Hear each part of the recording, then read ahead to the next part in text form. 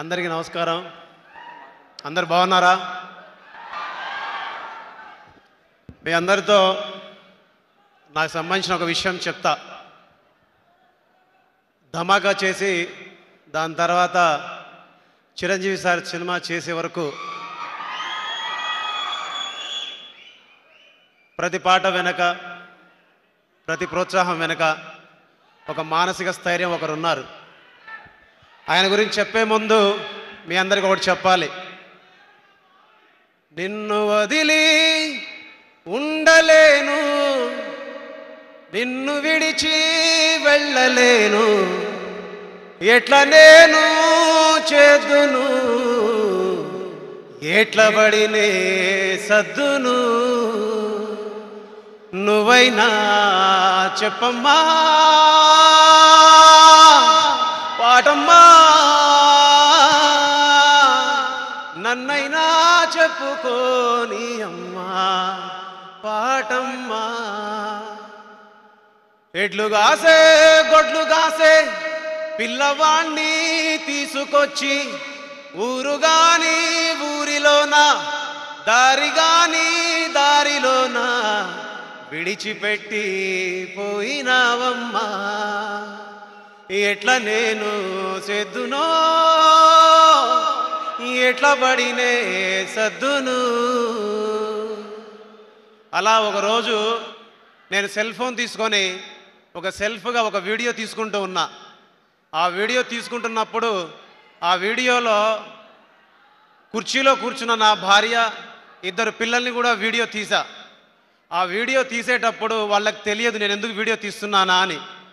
అప్పటికి ఇంటికి కిరాయి ఎలా కట్టాలి, పిల్లల్ని ఎలా చదివించుకోవాలి, ఎలా బతకాలి, రేపు ఎలా గడపాలి అనే ఒక సందేహంలో చిట్ట చివరి రోజుల్లో, చిట్ట చివరి క్షణంలో ఉన్నప్పుడు మా ఇంట్లో సెల్ ఫోన్ సిగ్నల్స్ రాని ఒక ఇంట్లో నేను ఉంటున్నప్పుడు ఒక ఫోన్ కాల్ వచ్చింది. మీరు పీపుల్స్ మీడియా ఆఫీస్కి రావాలి అని. మీరు ఎవరిని పిలిచారంటే బీమ్స్ మీరేనా అంటే నేనే అన్నాను. బట్ నన్ను పిలిచేటటువంటి అవకాశమే లేదు అంత పెద్ద కంపెనీ నుంచి. కానీ అలాంటి కంపెనీ నుంచి నాకు అవకాశం వచ్చింది. ఆ టైంలో నా సిచ్యువేషన్ ఏంటో తెలుసా? ఈ భూమి మీద నాకు నూకలు చెల్లిపోయాయి, నాకు జీవితం లేదు, నా భార్య పిల్లలకు కూడా జీవితం లేదు, అందరినీ కట్టగట్టుకుని ఒకేసారి పైకి వెళ్ళిపోదాం అని అనుకున్నాం.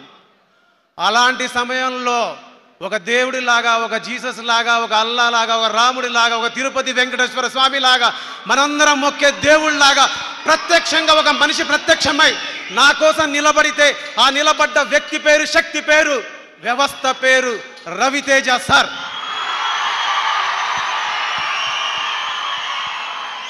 మాటల్లో చెప్పాలంటే ప్రేమ, పాటల్లో చెప్పాలంటే భక్తి.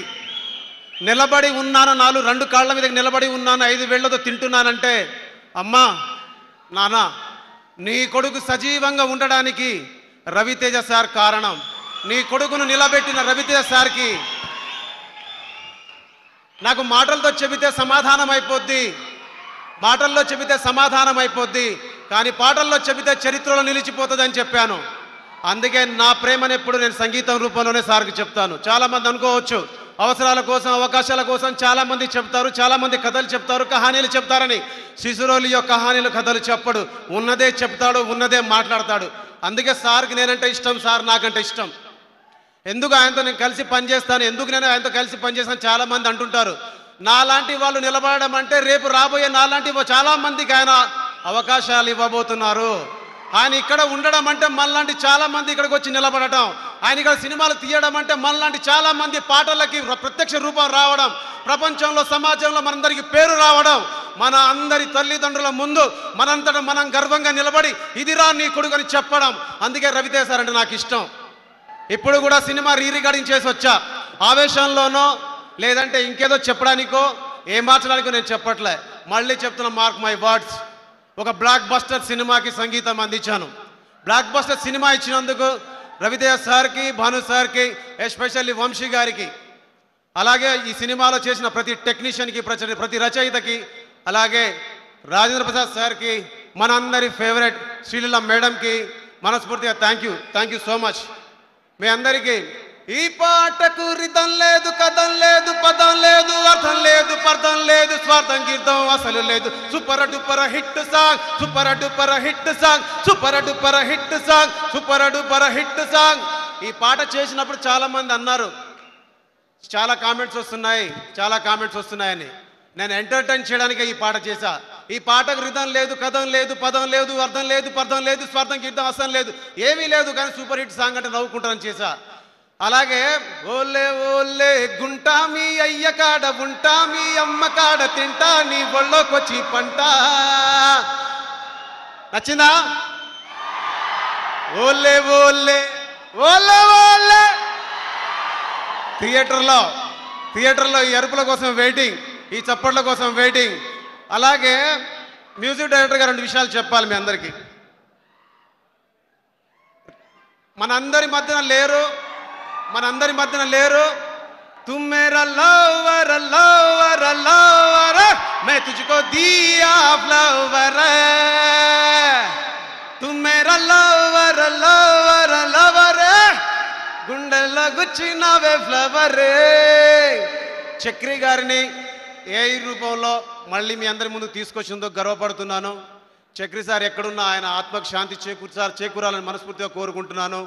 ఈ సినిమాలో పాటలు పాడిన సింగర్స్కి, అలాగే ప్రత్యేకంగా మర్చిపోయాను హేషం అబ్దుల్ గారికి thank you so much sir, అడిగిన వెంటనే ఈ సినిమాలో పాట పాడినందుకు.